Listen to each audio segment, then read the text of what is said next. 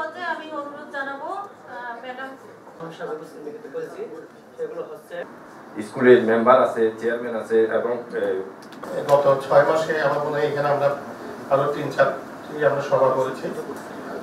আমি মনে করি আমরা সবাই অবগত কি কাজ করা দরকার। আজকের এই কর্মশালা একটি জিনিস মানে আজকের এই অনুষ্ঠানে একটা জিনিস ভালো হয়েছে, সেটা হলো যে আমরা যা শুনেছি যে লিখে একটা প্রেজেন্টেশন করলাম, আমার মনে হয় এটা কিন্তু একটা ভালো উদ্যোগ। কারণ আমরা শুধু শুনে চলে যাই, কিন্তু এটাকে আমরা যদি একটু ভাষায় প্রকাশ করি এবং এটা যদি একটা রেকর্ড থাকে, তাহলে এটা আমরা ভবিষ্যতে এইগুলো নিয়ে কাজ করতে পারি।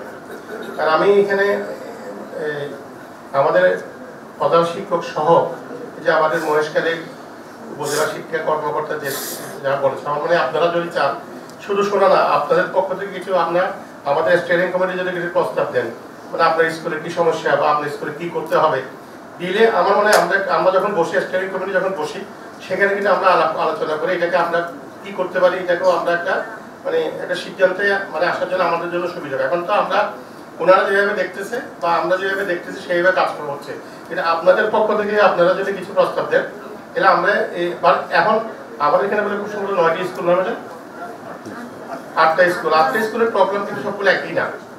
ইন্ডিয়ান যে পানি পাওয়া যায় না, আরেক জায়গায় আপনার এই যে আমাদের বয়সন্ধিকারে কোনো সুযোগ সুবিধা নেই, তাহলে 8টা স্কুলের 8 রকম সমস্যা। আবার এখানে হাই স্কুল আছে, প্রাইভেট স্কুল আছে, তাহলে এইগুলো সব মিলিয়ে আমি মনে করি আপনারা যদি আপনাদের স্ব-উদ্যোগে আপনারা স্টাফ মিটিং করে বা আপনারা যদি মনে করেন যে আমার স্কুলে এই সমস্যাগুলো, তাহলে এইগুলোর সঙ্গে ওনাদের কর্মকাণ্ডের সঙ্গে একসঙ্গে মিলিয়ে আমরা একটা উদ্যোগ নিতে পারি। কিছু কাজ করেছেন এবং একটা বিদ্যালয় তাদের সমস্যাগুলো উপস্থাপন করেছে, সে প্রেক্ষাপটে আলোচনা হয়েছে। আমরা যদি অনেকক্ষণ সময় নিয়ে দীর্ঘ সময় নিয়ে কথা বলতে পারতাম তাহলে আরো ভালো লাগতো, কিন্তু আমরা অন্য যে গ্রুপগুলোর সমস্যাগুলো আপনারা আইডেন্টিফাই করেছেন, আমরা মনে করি একটা গ্রুপের যে প্রেজেন্টেশন তার মাধ্যমে যেভাবে এসেছে ওইগুলো সমাধান সেভাবে ইনশাআল্লাহ আসবে। আর এখানে আপনারা আলোচনা শুনিয়েছেন সক্রিয়ভাবে, প্রিন্ট এবং ইলেকট্রনিক মিডিয়ার যারা কর্মী আছেন, আমাদের সম্মানিত শিক্ষা অফিসার মহেশখালী জনাব শামসুল আলম, শিক্ষক অফিসার জনাব কৌশিক, শিক্ষকবৃন্দ এরা অত্যন্ত এবং জনাব গুলশান আক্তার সক্রিয়ভাবে বেশ কিছু কথা বলেছেন। তাদের সকল কথার প্রতি আমার সমর্থন রইল। পাশাপাশি সম্মানিত শিক্ষকবৃন্দ যে সমস্ত প্রবলেমগুলো বের করেছেন এবং এখানে কাজ করেছেন, তাদের সকলের প্রতি কৃতজ্ঞতা যে তারা বিদ্যালয় নিয়ে ভাবেন বলেই তারা এগুলো করতে পেরেছেন। আমি আপনার জায়গায় হলে আমিও এই কাজটি করতাম। তো কাজেই আপনার কাজের প্রতি পূর্ণ সম্মান রইল। পাশাপাশি একটা কথা এসেছে যে আমরা কিন্তু অনেকগুলো সমস্যা নিজেরা সমাধান করতে পারি। আমরা সমস্যাগুলো বের করছি বলেই এমন না যে এই সমস্যাগুলো আমাকে অন্য কেউ সমাধান করে দিবে। আমরা সমস্যাগুলো বের করছি এই কারণে যে আমি এখানে কাজ করছি, এটা আমি কাজ করতে পারি। পাশাপাশি আপনাদের চাওয়ার আগ্রহ থাকবে, এটা দোষের কিছু না, কিন্তু পাওয়ার ক্ষেত্রে আমাদের যে লিমিটেশন আছে সেগুলো আমাকে গ্রহণ করতেই হবে। এখানে একজন শিক্ষক মহোদয় তিনি বলেছেন যে তার বিদ্যালয়ে শিক্ষক প্রয়োজন। আপনাদের তো সেই কবিতাটা মনে আছে না, যে একজন গেছে যে মন্দিরে, যে তার জুতা নাই, নাকি জুতা নাই, তার মনে আক্ষেপ গেছে মন্দিরে, তো আরেকজন গেছে দেখছে, আরেকজনকে দেখতেছে তার পাই নাই।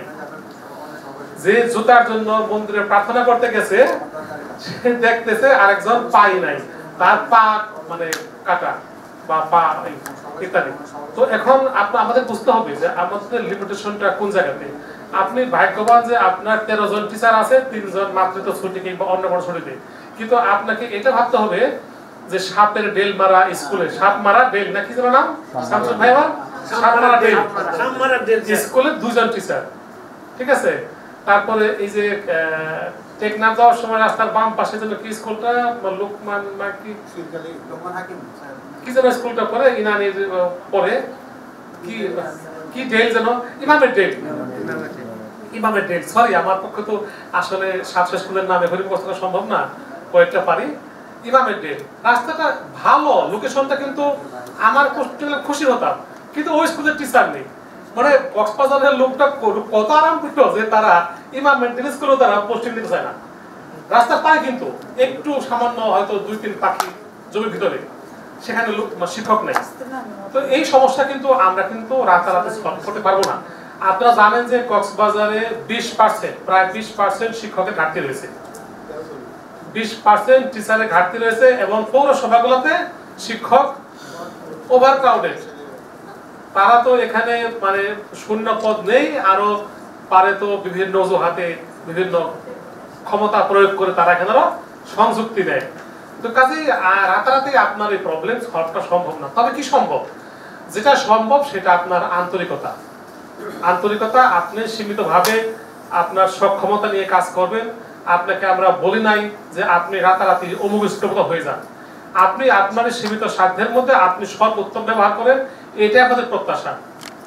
সঙ্গীত শেখানো হয়, একদিন আবৃত্তি শেখানো হয় এবং পাশাপাশি আমাদের ইউনিসেফ কর্তৃক কিছু মডিউল আছে, সেই মডিউলের ওই জায়গায় বিভিন্ন বিষয়ের উপর ধারণা দেওয়া হয়। তার মধ্যে জেলা প্রাথমিক শিক্ষা অফিসার মহোদয় যেটা বলবে যে আমাদের সমস্যা প্রাকৃতিক যে সমস্যাটা 3 দিন 4 দিন যাই হোক না কেন, বয়স সন্ধিকালের যে সমস্যাটা, সেই সমস্যা সম্পর্কেও কিন্তু এই জায়গা আমাদের যিনি শিক্ষক আছে এবং জেন্ডার প্রমোটার আছে তারা কিন্তু এটা ধারণা দিয়ে থাকে অন্যান্য প্রশিক্ষণের সাথে। সেইখানে আমরা কিন্তু ওই সময় যখন জানি না যে প্রাথমিকভাবে কি করতে হয়, কিন্তু তাদেরকে ধারণা দেওয়া হয় যে প্রাথমিকভাবে আপনার এইটা কিভাবে মোকাবেলা করতে হয় এবং এই জায়গায় কি কি পরিবর্তন আসতে পারে সেগুলোর একেবারে বিস্তারিত আলাপ আলোচনা হয়। তবে এই জায়গায় আপনারা জানেন যে আমাদের ওই জায়গায় 20 জন হচ্ছে কিশোরী থাকে এবং 10 জন কিশোর থাকে, কিন্তু যখন এই আলাপ আলোচনাটা হয় কিশোররা অনেকেই খুব লজ্জা পায় এবং অনেক জায়গা থেকে বের হয়ে চলে যায়। শুধুমাত্র দেখা যায় যে ম্যাক্সিমাম ক্ষেত্রেই এটা কিশোরীরাই এই জিনিসটা জানে, কিশোররা এর আলাপ আলোচনার মধ্যে থাকে না। হচ্ছে যারা আইনের সংস্পর্শে আসা শিশু এবং আইনের সংঘাতে আসা শিশু। আইনের সংস্পর্শে আসা শিশু বলতে এখানে বোঝানো হয় আপনার কোন একটা অপরাধের শিকার শিশু বা কোন একটা অপরাধের প্রত্যক্ষদর্শী শিশু, এইসব শিশুদের নিয়েও কাজ করা হয়। আর আইনের সংঘাতে এটা তো বুঝতে পারছে অপরাধের সাথে জড়িত কোন শিশু, এই শিশুদের নিয়েও আমরা সিএসপিবি প্রজেক্টের অধীনে কাজ করে থাকি। অধিদপ্তরের আরো একটা প্রজেক্ট আছে, এটা হয়তো কেউ অবগত থাকতেও পারেন, 1098। ওই 1098 প্রজেক্টটা আমাদের 24/7 কাজ করে। যে কোনো শিশুদের অঘটনের শিকার হলে যে কোনো সময় এই 1098-এ কল দিয়ে আপনারা শিশুদের সহায়তা পেতে পারেন। সেক্ষেত্রে এটা আমাদের অধিদপ্তরে কাজ করে থাকে। আপনারা 1098-এ ফোন দিয়ে যখন জানাবেন তখন ওখান থেকে লোকেশনটা ট্র্যাক করে ওখানে আমাদের যারা শিশু সুরক্ষা সমাজকর্মী আছেন এবং সমাজসেবা কর্মকর্তা আছেন তাদেরকে জানানো হয়। আমরা খুব দ্রুতই মানে ব্যবস্থা নিয়ে থাকি আর কি। জনগোষ্ঠী নিয়ে সেক্ষেত্রে আমাদের শিক্ষা উপবৃত্তি আছে, প্রতিবন্ধী শিক্ষার্থীদের জন্য শিক্ষা উপবৃত্তি, অনগ্রসর জনগোষ্ঠীর যারা ছেলে মেয়ে আছে তাদের জন্য শিক্ষা উপবৃত্তি, এরপর তার বেদে জনগোষ্ঠী, তারপর হিজড়া জনগোষ্ঠীদের জন্য শিক্ষা উপবৃত্তি। এই কর্মসূচিগুলো আমাদের আছে। 4টা স্তর আছে এখানে, প্রাথমিক, মাধ্যমিক, তারপর উচ্চ মাধ্যমিক, আর এটা হচ্ছে উচ্চ শিক্ষা। 4টা স্তরে মানে এই পরিমাণ আমরা ভাতা প্রদান করে থাকি। প্রত্যেকটা কার্যালয় থেকেই কিন্তু আমাদের এই কর্মসূচিতে পরিচালিত হয়ে থাকে। এরপর আমাদের প্রতিবন্ধীদের জন্য যে কর্মসূচিটি রয়েছে সেটা হচ্ছে প্রতিবন্ধী কার্ড। আমরা প্রতিবন্ধী কার্ড বলে থাকি না, আমাদের অধিদপ্তরের মানে আমাদের যে কার্যক্রম এখানে আমাদের এটা নাম দেওয়া হয়েছে সুবর্ণ নাগরিক কার্ড। আগে আপনার প্রতিবন্ধী ভাতা দেওয়ার জন্য একটা নির্দিষ্ট বয়স ছিল, কিন্তু এখন সেই বয়সের ব্যারিয়ারটা তুলে দেওয়া হয়েছে। এখন প্রতিবন্ধী শনাক্ত হওয়ার পর থেকেই সে ভাতা পাওয়ার জন্য উপযুক্ত।